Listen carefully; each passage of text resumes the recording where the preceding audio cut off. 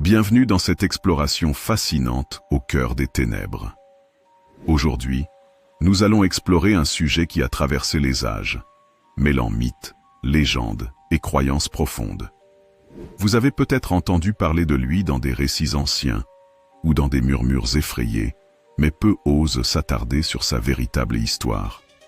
Son nom est Mammon, le démon de la cupidité, une entité dont la présence résonne au plus profond de l'avidité humaine. Mais qui est vraiment Mammon? Pourquoi son influence est-elle si insidieuse et omniprésente? Et surtout, que nous apprend-il sur notre propre nature? Dans ce récit mystérieux, vous découvrirez comment Mammon a été vénéré, craint et invoqué à travers l'histoire. Nous explorerons son rôle dans la démonologie, les pactes sombres conclus en son nom et les symboles qui lui sont associés. Préparez-vous à plonger dans une narration riche en détails intrigants, où chaque mot vous entraînera un peu plus profondément dans les ombres de la cupidité humaine. Si vous êtes curieux d'en savoir plus sur ces secrets obscurs et que vous aimez ce genre de contenu, pensez à soutenir notre chaîne. Un simple like et votre abonnement feront une grande différence pour que nous puissions continuer à partager avec vous des récits aussi fascinants. Et maintenant, attachez vos ceintures. Nous partons à la rencontre de Mammon, le gardien des trésors et des âmes corrompues. Depuis la nuit des temps, les humains ont cherché à expliquer leurs faiblesses, leurs tentations et leurs vices en les attribuant à des forces surnaturelles. Parmi elles, Mammon, le démon de la cupidité, incarne un mal insidieux. L'avidité sans limite, la soif insatiable de richesse et de possession matérielle. Mais qui est-il vraiment? Comment cette entité a-t-elle pris forme dans l'esprit des hommes? Pour comprendre Mammon, il faut remonter loin dans le passé, aux racines des croyances et des récits religieux et démonologiques qui ont façonné son image. Avant d'être associé au démon de la cupidité, le nom Mammon tire ses origines d'un mot sémitique ancien, Mammon, qui signifie richesse ou possession matérielle. Ce terme apparaît dans des langues comme l'araméen et l'hébreu, utilisés dans le contexte commercial et religieux de l'Antiquité. Il n'était alors qu'un concept désignant l'attachement excessif aux biens matériels, une forme d'idolâtrie qui détournait les humains de leur foi en un pouvoir supérieur. Les premières traces écrites de Mammon, ou du moins de sa préfiguration, se retrouvent dans les textes religieux mésopotamiens, où les richesses terrestres étaient souvent considérées comme un piège tendu par les dieux jaloux. Dans ces récits, accumuler des biens sans partage attirait la colère divine. Les Babyloniens, qui croyaient en des divinités responsables de chaque aspect de la vie, évoquaient des esprits qui tentaient les mortels avec l'or et les pierres précieuses. Ces premières croyances ont posé les bases de l'idée que la richesse pouvait être liée à une force obscure et corruptrice. Ici, Mammon est présenté comme une force antagoniste à Dieu, une personnification de la richesse idolâtrée. Ce passage marque un tournant. Mammon n'est plus seulement une richesse matérielle, mais une puissance capable de rivaliser avec la dévotion à Dieu. Dans l'imaginaire chrétien, cela a rapidement évolué en l'idée d'un démon. Les pères de l'Église, tels qu'Origène et saint Augustin, ont contribué à cette transition en décrivant Mammon comme une incarnation des péchés d'avidité et de matérialisme. Ils avertissèrent les fidèles que céder aux tentations de Mammon revenait à conclure un pacte avec le diable, à s'éloigner irrémédiablement du salut spirituel. C'est au Moyen Âge que Mammon atteint son apogée en tant que figure démoniaque. À cette époque, la démonologie devient une science quasi institutionnalisée, avec des ouvrages comme le Dictionnaire infernal ou le Malleus Maleficarum qui cataloguent les démons et leurs attributs. Mammon y figure comme l'un des princes de l'enfer, gouvernant sur les trésors terrestres et corrompant les âmes par la promesse de richesses infinies.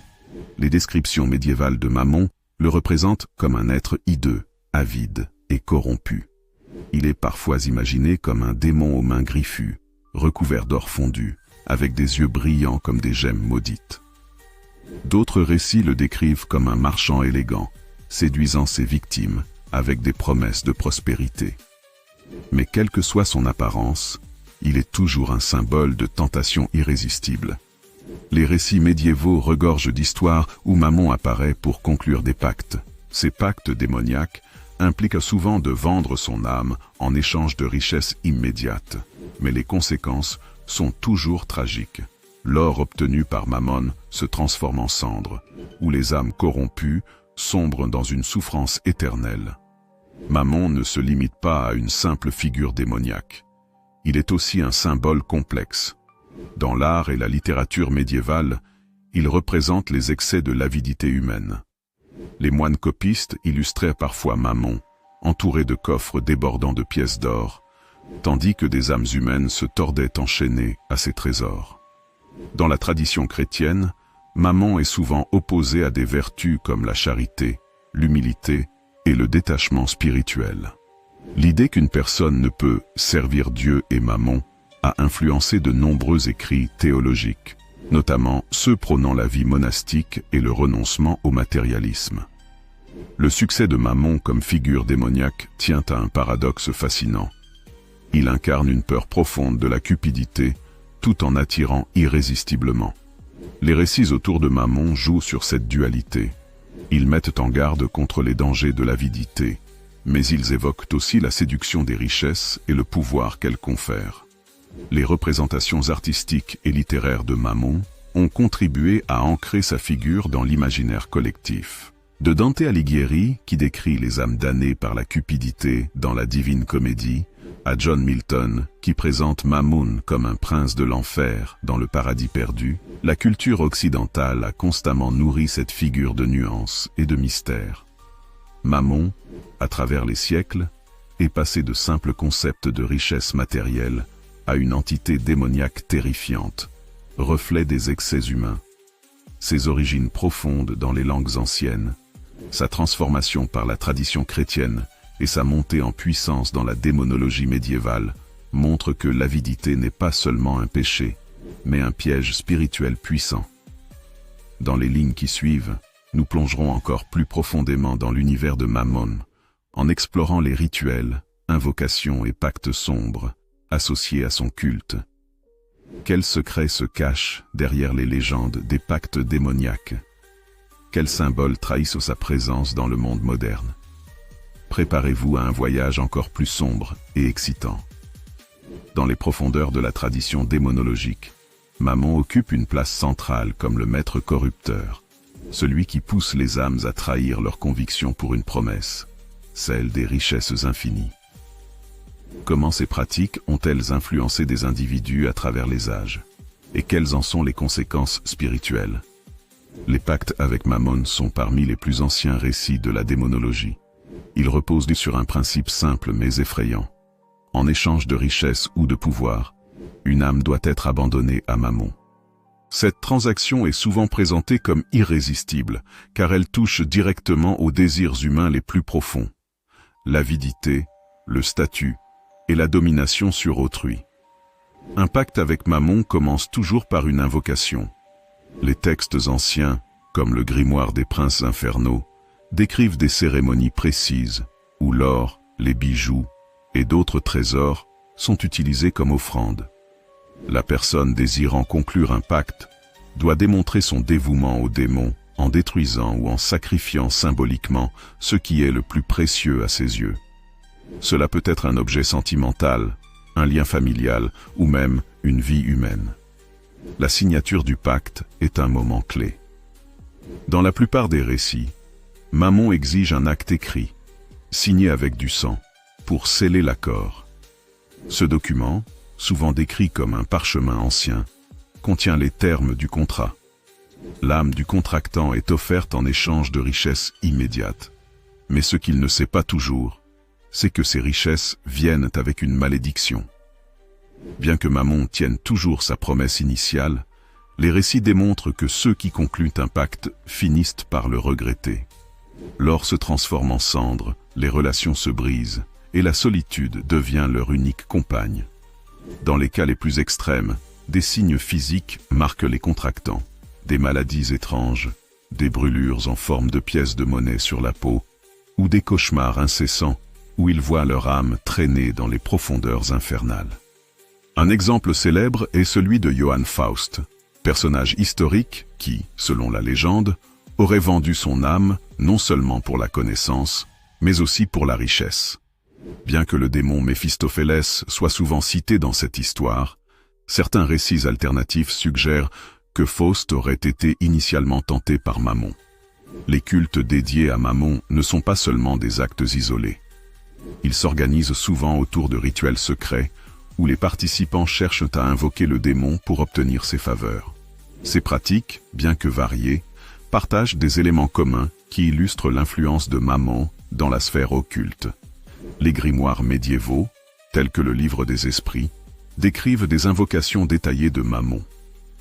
Ces cérémonies doivent se dérouler dans des lieux riches en symbolisme matériel, des caves remplies de trésors, des marchés abandonnés ou des mines d'or.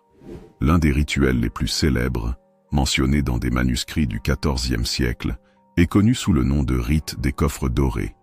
Le pratiquant devait préparer un cercle sacré, dessiné avec de la poudre d'or, et réciter des incantations en ancien araméen. Les récits indiquent que Mammon apparaissait sous la forme d'une ombre scintillante, toujours entourée de lumière dorée mais éblouissante, au point de provoquer des hallucinations.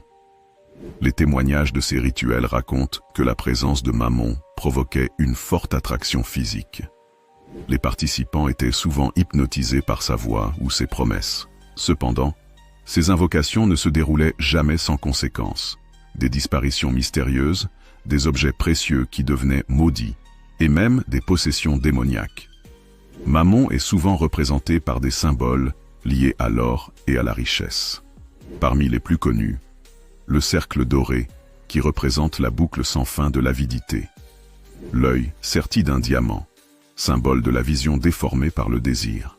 Le coffre fermé, représentant le secret et la trahison. Ces symboles apparaissent dans l'art médiéval, souvent cachés dans des fresques religieuses pour rappeler les dangers de la cupidité.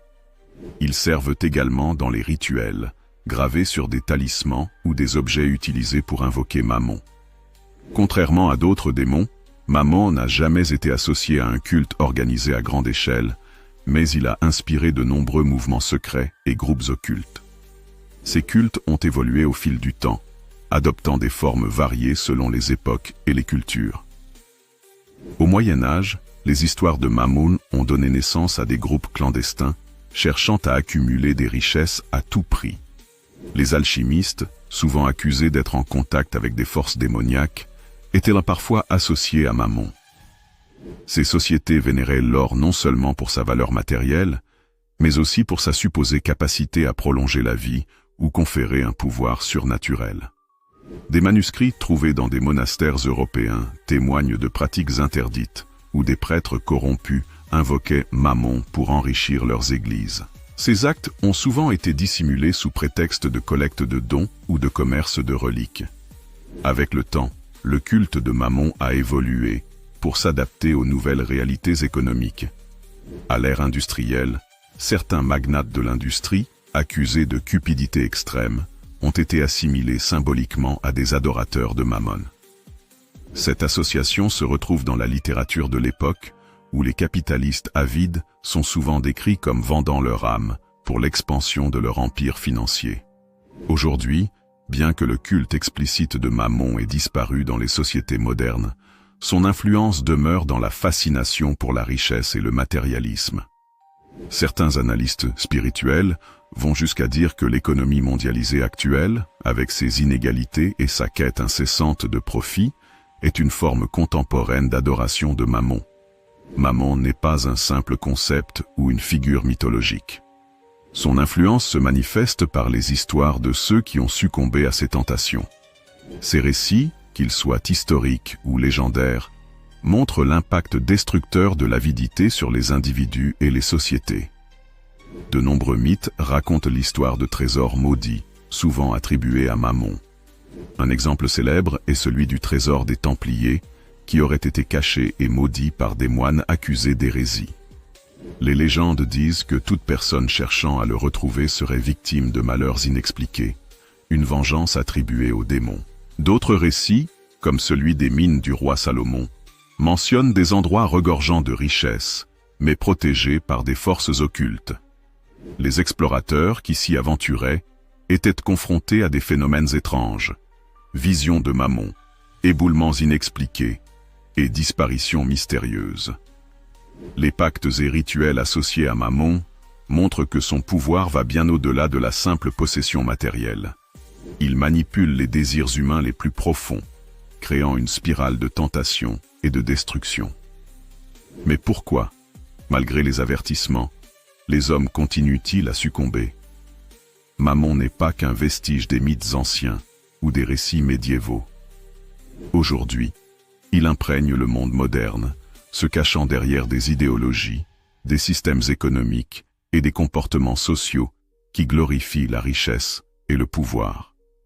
Depuis l'avènement du capitalisme, le matérialisme a pris une place centrale dans nos vies. La quête incessante de richesse, de statut social et de biens matériels s'est transformée en un mode de vie. Mammon, bien qu'invisible, semble omniprésent dans cette dynamique. Les campagnes publicitaires, les réseaux sociaux et même les médias traditionnels encouragent une culture de la comparaison et de la compétition. On valorise ceux qui accumulent les possessions luxueuses, faisant de la richesse un objectif ultime. Dans cette course effrénée, les valeurs humaines comme la compassion et l'entraide sont souvent sacrifiées sur l'autel de Mammon. Mammon prospère dans les disparités. Les systèmes économiques modernes, bien qu'efficaces pour générer des richesses, ont creusé un fossé entre les riches et les pauvres. Des millions de personnes vivent dans la pauvreté extrême, tandis qu'un petit pourcentage de la population mondiale contrôle la majorité des ressources. Certains critiques vont jusqu'à affirmer que ces inégalités sont une manifestation directe de Mammon. Ils voient dans les institutions financières modernes des mécanismes d'exploitation qui servent des intérêts égoïstes au détriment du bien commun. La course au profit à tout prix, souvent au mépris de la justice sociale et de l'environnement, reflète parfaitement l'influence de ce démon. Le culte de la richesse dans le divertissement. Le cinéma, la musique et la télévision regorgent de symboles qui glorifient la richesse. Les films montrent souvent des personnages qui atteignent le bonheur grâce à des fortunes soudaines. Les clips musicaux, particulièrement dans le rap et la pop, exhibent des voitures de luxe, des bijoux ostentatoires et des manoirs somptueux. Ces représentations renforcent l'idée que le succès est défini par l'accumulation de biens matériels. Cependant, certains artistes et écrivains mettent en garde contre cette influence. Des œuvres comme Le Loup de Wall Street ou Parasite exposent la corruption morale et les dangers de l'avidité. Ces créations révèlent la dualité de Mammon dans la culture moderne. Il est à la fois glorifié et dénoncé. Dans certaines théories ésotériques, on prétend que Mammon se cache dans des détails discrets de notre quotidien, les billets de banque, les logos d'entreprise ou les architectures modernes contiendraient des symboles liés à son culte.